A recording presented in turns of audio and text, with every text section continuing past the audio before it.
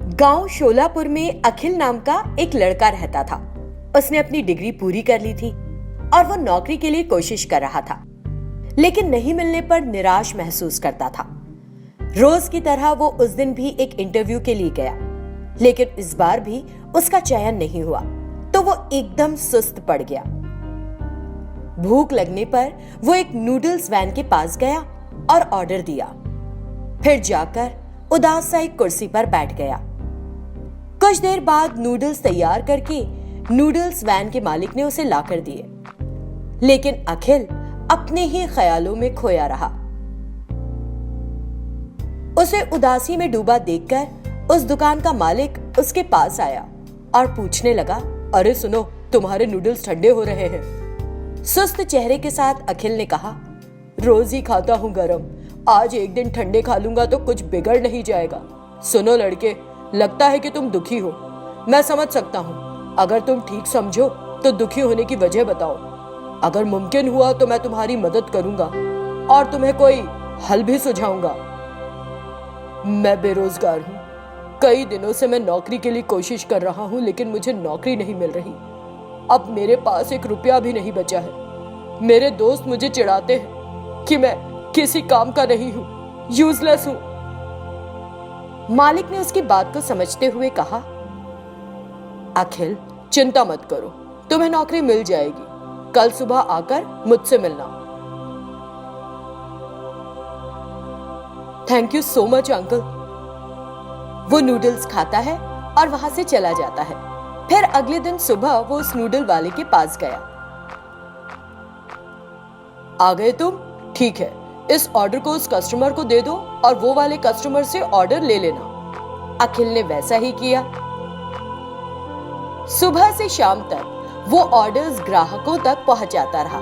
फिर अपने मन में, ये क्या है, अंकल ने कहा था कि वो मुझे नौकरी दिलवाएंगे, लेकिन वो इस बारे में कोई बात ही नहीं कर रहे। बस अपना काम किए जा रहे हैं और मुझसे ऑर्डर्स लेने और देने को कह रहे हैं।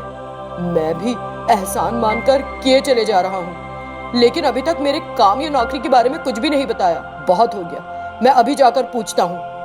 अंकल, आपने कहा था कि आप मुझे नौकरी दिलवाएंगे, लेकिन आप अपना काम कर रहे हैं, इस बारे में बात ही नहीं कर रहे। मुझे ऑर्डर्स कब तक लेने देने होंगे? नौकरी? तो तुम नौकरी ही तो कर रहे हो ना। मैं नौकरी कर रहा हूँ? कब? कहाँ पे? अरे सुबह से ऑर्डर्स लेकर दे रहे हो, ये काम नहीं है क्या? इसका मतलब है आपने मुझे ये काम देने की बात कही थी। हाँ, ये काम नहीं है। देखिए, मैं आपकी तरह अशिक्षित नहीं हूँ, पढ़ा लिखा हूं मैं। देखो लड़के, मेरी एक बात ध्यान से सुनो और इसे याद रखना। काम चाहे जो भी हो, हमें उसकी इज्जत करनी चाहिए। जो भी काम तुम्हें 2 वक्त की रोटी दे सके वो एक अच्छा काम है। अब तक तो तुम दुखी थे कि तुम्हारे पास नौकरी नहीं है, और अब तुम बहस कर रहे हो। जो सफल होना चाहता है ना, वो इस तरह बहस नहीं करता, समझे? अपना काम अच्छे से करो। लेकिन अखिल ने बहस जारी रखी। तब, ठीक है, मुझे लगता है कि तुम अभी भी किसी भ्रम में हो। मुझे तुम्हें एक बात बतानी है। मैं एक पोस्ट ग्रेजुएट हूं। अखिल ने सुना और चौंक कर उसकी ओर देखा। क्या अंकल, आप क्या बात कर रहे हैं? हाँ, मैंने भी तुम्हारी तरह नौकरी पाने के लिए बहुत कोशिश की थी, लेकिन मुझे कहीं नौकरी नहीं मिली। फिर मैं एक फास्ट फूड सेंटर में काम करने लगा। वहां मैंने नूडल्स बनाना सीखा और मैंने नौकरी करने का ख्याल दिमाग से निकाल दिया। कुछ दिनों के लिए वहां पर काम किया। उसके बाद मैंने अपना फास्ट फूड सेंटर शुरू कर लिया और तरह तरह के नूडल्स बनाना सीख लिया। शुरुआत में मेरा धंधा बस ठीक ठाक ही रहा, लेकिन मैंने अपनी कोशिश जारी रखी। अब अपना धंधा कई गुना बढ़ा लिया है। मैं अपने हर कस्टमर को सर कहकर बुलाता हूँ जो यहाँ आते हैं, लेकिन सच बताऊं तो मैं उनका साहब कहलाने लायक हूँ। 5 लोग जो नौकरी करके कमाते हैं ना, मैं अकेला कमा लेता हूँ और अपना बॉस खुद हूँ। कोई हमारे सिर पर बैठकर हमसे काम कराए, उससे कहीं ज्यादा बेहतर है कि नहीं? तुम ही बताओ।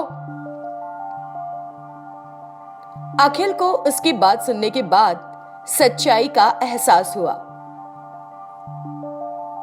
हाँ, ये सच है।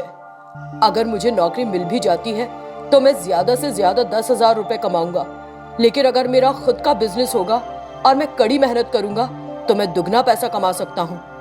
एक बार धंधा करने का तरीका समझ आ गया तो आगे ही बढ़ता जाऊंगा। वो कुछ दिन उसके साथ काम करता रहा। उसके बाद उसने अपना नूडल्स का धंधा शुरू कर लिया। वेज नूडल्स, गोभी नूडल्स, एग नूडल्स और कई तरह के नूडल्स बनाने सीख लिए और कुछ ही समय में होम डिलीवरी सेंटर्स शुरू कर लिए। अपनी मेहनत के दम पर वो करोड़पति बन गया और कई ब्रांचेस खोल ली। क्या आपने देखा, कभी जिसके पास नौकरी नहीं थी अब वो कई लोगों को नौकरी देने की स्थिति में है। अपनी मेहनत और ज्ञान के बल पर अगर हम कड़ी मेहनत करते हैं तो हम कुछ भी हासिल कर सकते हैं। और यही इस कहानी का नैतिक भी है।